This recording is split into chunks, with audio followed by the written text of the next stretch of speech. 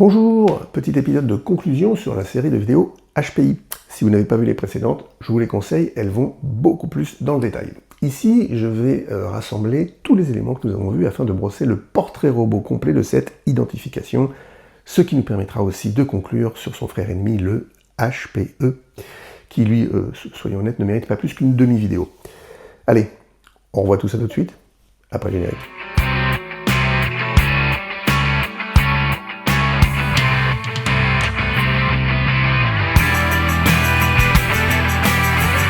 Alors, si on résume tout ce que l'on a pu voir sur le HPI, ça tient dans un tableau. Le HPI, c'est le remplaçant du mot surdoué qui est tombé en désuétude dans les années 90. C'est un synonyme exact de HQI, au quotient intellectuel, et il faut cloquer un QI supérieur ou égal à 130 sur l'échelle de Wechsler, ou Wechsler, je ne sais pas comment ça se prononce. C'est une différence cognitive quantitative, on vient de le voir, hein, c'est un chiffre. C'est un avantage, ça ne vous tire jamais vers le bas, et il y a un unique trait psychologique qui est corrélé avec le HPI, et c'est l'ouverture à l'expérience. Le HPI, ce n'est pas un trouble psychiatrique ou un quelconque diagnostic, ce n'est pas une différence cognitive qualitative, ça ne dit pas ce que vous allez faire avec, ça vous dit juste que vous pouvez faire quelque chose avec. Ce n'est pas une calamité ou une malédiction, ni même un désavantage. Le HPI n'a absolument rien à voir avec l'hypersensibilité, qu'elle soit émotionnelle ou sensorielle. Il n'a non plus rien à voir avec la fameuse pensée arborescente. Il n'y a pas de créativité exceptionnelle qui soit inhérente au HPI. Il n'y a pas non plus de surrisque démontré d'échec scolaire. Il n'y a pas non plus de surrisque démontré d'anxiété ou de dépression. Autrement dit, si vous avez des critères dans la colonne de droite, ce n'est pas dû à un HPI que vous soyez ou non officiellement identifié. Comme dirait Fox-Mulder, la vérité est ailleurs, et elle est sans doute dans la consultation d'un professionnel de santé mentale plutôt que dans celle d'un coach charlatan New Age. Ce qui nous amène à la deuxième partie de cette vidéo et notre fameux HPE. Alors avant de commencer, je tiens à préciser que celles et ceux qui ont pu trouver du réconfort dans cette caractérisation, tant mieux pour vous. Le but, c'est que vous vous sentiez mieux, et si c'est ça qui a marché pour vous, super. Je ne suis pas personnellement fan du tout du concept, et je pourrais le démonter à la journée longue juste sur le plan scientifique, psychologique et social, mais qu'est-ce que vous voulez que je vous dise? Si l'horoscope et les cristaux peuvent aider une partie de la population, so be it. Le problème, c'est que le concept d'HPE attire de nombreuses personnes en errance et qui vont juste retarder leur prise en charge médicale et donc prolonger leur souffrance. Et c'est justement ça que moi je ne peux pas cautionner. Ça, et la moquerie qui est faite des procédés scientifiques, mais c'est pas grave, ça fera juste ma rigidité mentale à moi, ça blesse personne d'autre. Mais déjà, de quoi parle-t-on quand on parle du HPE ? Alors, il faut comprendre que le concept est une construction francophone d'origine française. Oui, apparemment, on aurait trouvé un truc de dingue là, chez nous, dans l'Hexagone, qui ne concerne que les cerveaux nourris à la baguette et au camembert. En tout cas, moi j'ai vécu 10 ans en Amérique du Nord, et puis après j'ai travaillé plusieurs années dans divers pays d'Europe, et je n'avais jamais entendu parler de haut potentiel émotionnel, notre fameux HPE, avant mon retour en France. Évidemment, on pourrait dire que là encore, c'est à cause de ma rigidité mentale et de ma fermeture d'esprit, sauf que dans le même temps, j'ai parfaitement entendu parler du QE, le quotient émotionnel, qui est un champ de recherche développé depuis le début des années 90, autour du concept de l'intelligence émotionnelle, justement. C'est un modèle d'intelligence émotionnelle qui est traité comme une capacité cognitive, quelque part, qu'on pourrait donc mesurer et qui existerait à part entière. Peut-être qu'un jour, on la verra rajouter à l'échelle de Wechsler, d'ailleurs. Alors, on n'y est pas encore, par contre, parce que même si l'intelligence émotionnelle, IE, est un construit scientifique sérieux, les tests, eux, et il y en a au moins 3 différents, ont une validité très variable. Et du coup, poser le QE comme un équivalent émotionnel du QI est plus que discutable dans l'état actuel des choses. Les échelles ne sont pas les mêmes, les types de tests diffèrent, et les résultats varient encore beaucoup trop. Quant à utiliser le QE pour normer un dépassement de seuil quelconque en un hypothétique potentiel, alors là on sort complètement complètement de ce que la psychométrie permet d'affirmer sur le sujet en ce moment. Mais ça, c'est le QE. C'est pas le HPE, spécificité française, qui, bien qu'il reprenne une partie du concept, se garde bien d'en conserver la rigueur scientifique. Alors qu'est-ce que le HPE?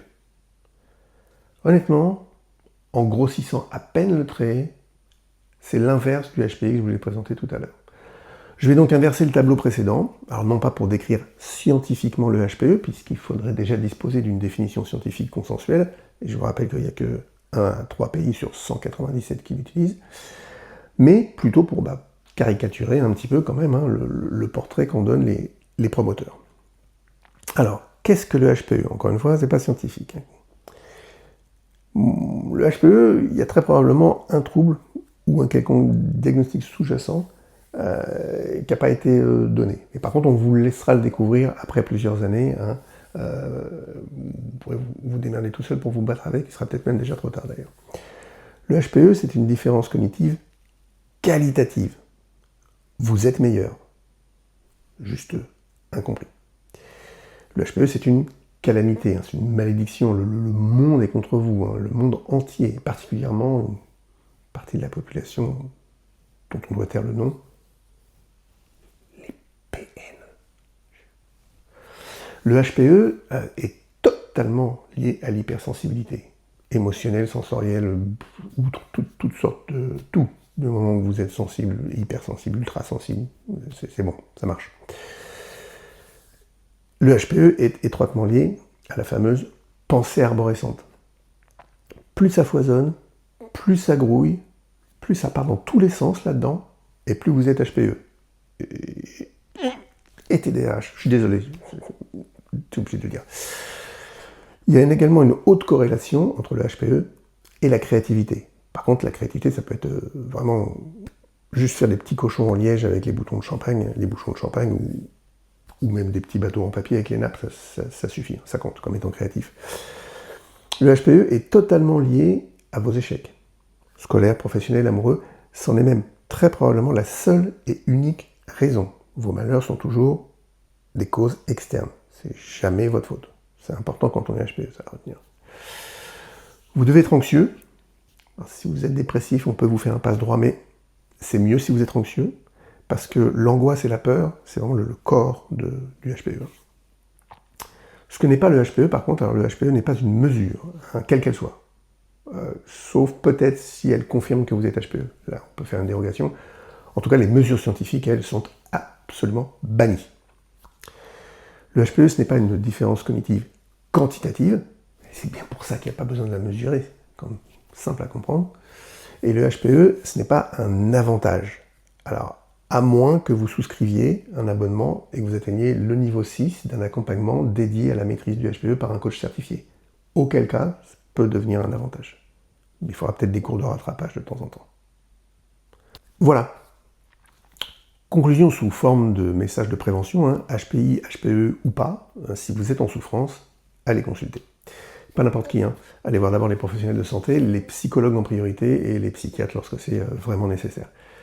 Si vous n'êtes pas en souffrance, mais que le HPE vous attire comme recherche de soi, appartenance à un groupe ou autre, je vais vous faire économiser beaucoup d'argent avec le conseil suivant. Lancez-vous dans une recherche de votre personnalité avec les indicateurs Big Five, Ocean ou Ganoi.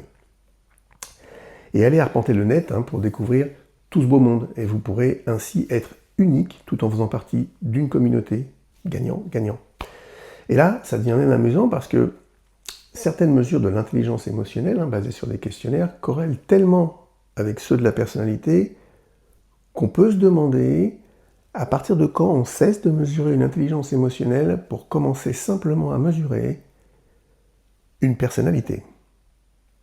Il y a même une méta-analyse portant sur plus de 36 000 personnes où on trouve une corrélation importante de l'ordre de 0,85 entre le trait intelligence émotionnelle et un facteur général extrait justement des indicateurs du Big Five. Autrement dit, comme le HPE français emprunte justement énormément à l'intelligence émotionnelle, tout en y ajoutant l'hypersensibilité, l'empathie, l'intuition, la créativité et d'autres ingrédients selon le gourou aux manettes, on arrive à un gros paradoxe. Le Big Five suffit à faire un, énorme guillemets, diagnostic de HPE. Et cerise sur le gâteau, le Big Five est aujourd'hui l'un des modèles de psychologie scientifique les plus utilisés et les plus fiables, et en plus, il est gratuit sur le web. Et comme je suis de très bonne humeur, je vais vous donner la clé de lecture, et même pour les 2 variantes de HPE, pour vous autodiagnostiquer HPE avec juste un outil gratuit sur le web. Je vous mets le tableau. On parlera des indicateurs et de ce qu'est le Big Five dans une autre vidéo, mais là, ce que vous avez besoin de retenir, c'est que si vous êtes à plus ou moins 5 autour des valeurs indiquées, vous pouvez tamponner HPE sur votre CV, ça devrait vous ouvrir des portes. Ou pas. Et comme vous pouvez le constater, du coup, mon profil est à côté, je ne suis pas HPE. Alors, promis, je le dirai qu'une fois cette fois. Donc, je ne fais donc pas partie des 2,3% d'élus. Vous avez bien entendu 2,3%, c'est exactement le même seuil que pour le HPI. On sent qu'ils ne se sont pas fait chier pour aller chercher leur seuil de HPE quand même. Quelle déception! Ni HPI, ni HPE. J'imagine que ma quête d'identité continue. Et je vous engage à m'accompagner dans ce voyage d'ailleurs, puisque dans les prochaines vidéos, nous allons décortiquer le Big Five et ses 5 indicateurs. Pour ceux qui justement connaissent très bien le Big Five, oui, je sais que le O et le E sont censés être positivement corrélés, normalement. Et du coup, je peux vous confirmer que quand ce n'est pas le cas, c'est assez compliqué à gérer au quotidien. Mais s'il vous plaît, et là c'est mon 60 en agréabilité qui parle, allez pas casser la baraque aux autres en essayant de calculer la rareté de ce profil, parce que ça va leur donner le somme. Avant de se quitter, gardez bien en tête que l'étiquette HPE identifiée par la méthode que je viens de vous donner est à peu près autant de valeur que l'ascendant de votre signe zodiacal. Donc n'allez pas non plus vous jeter tout de suite dans des changements drastiques de vie sur cette simple information. Je pense que la combinaison de vos 5 indicateurs du Big Five auront beaucoup plus à vous apprendre que ce diagnostic pour le moins douteux.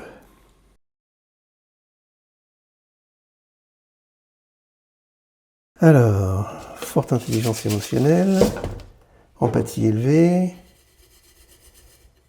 hypersensibilité, intuition, intensité émotionnelle, compréhension fine des autres. Ah merde, c'est quoi ça?